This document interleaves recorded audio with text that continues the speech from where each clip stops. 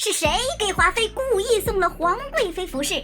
在年羹尧打了胜仗以后，皇上对外封上了年家，对内要给华妃进位分。你的妃位也有些年头了，朕打算过了端午再给你好好的进一进位分。但是到底啥位分呢？皇上就没有再说。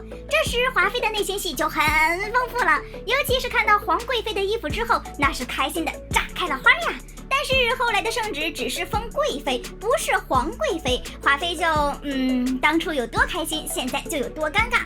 可这事儿多蹊跷，服饰差别那么大，根本不可能不小心送错。是谁在背后给华妃使绊子呢？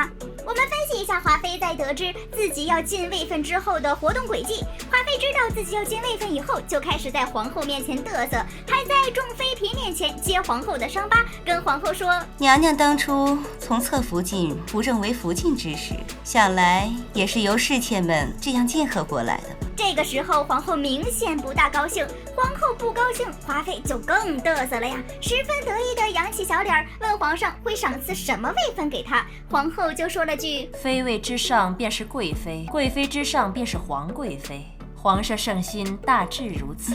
大概意思就是，反正你不管怎么升，最高也就是个总经理，跟我 CEO 可没法比。但是华妃十分不屑地说：娘娘错了，皇贵妃之上还有皇后。在华妃这么不给脸的情况下，皇后内心骂骂咧咧，但表面笑嘻嘻的打了个哈哈，问华妃是不是喜欢皇后的宝座，然后打算把这事儿接过去。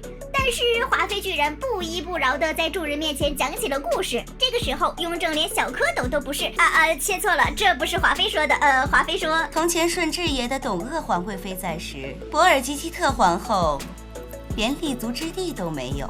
不过这还没完，他还跟皇后说：臣妾只知道物不平则鸣，臣妾不过是闲话两句，就惹来皇后娘娘一番宏论。不知道的还以为皇后娘娘和博尔济吉特皇后一样，闻听皇贵妃三个字如临大敌呢。华妃就差没有指着皇后的鼻子说：等老娘当了皇贵妃，你就等死吧。对完皇后，华妃就神清气爽地回了自己宫里，她的活动轨迹居然就只是去挑衅了皇后。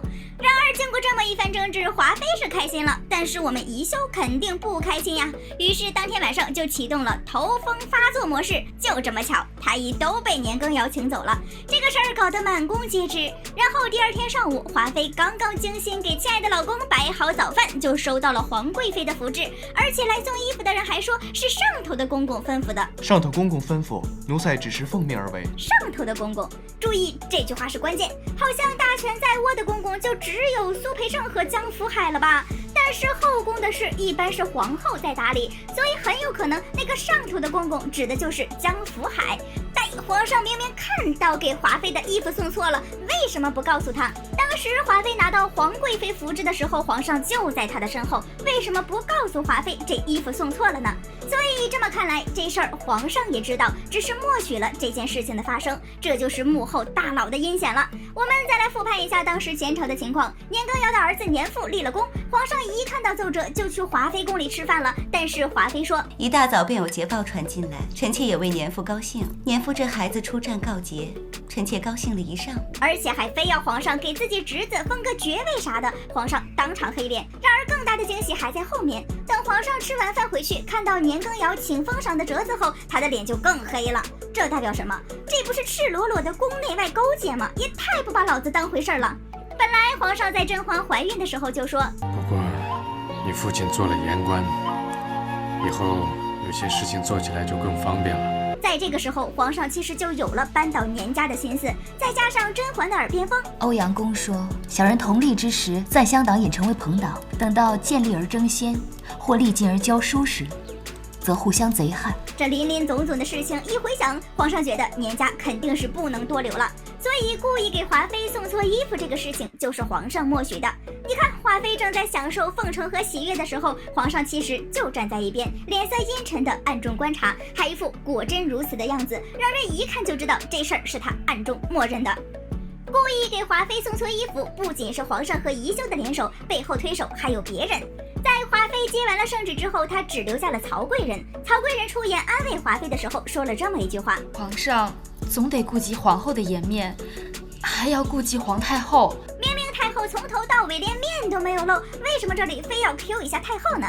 年家来越嚣张，太后深知华妃不能封皇贵妃，否则不但影响前朝的朝政，还会威胁到乌拉那拉氏的皇后之位。所以不管怎么着，太后都不可能坐视不管，阴谋就恰好在此时发生。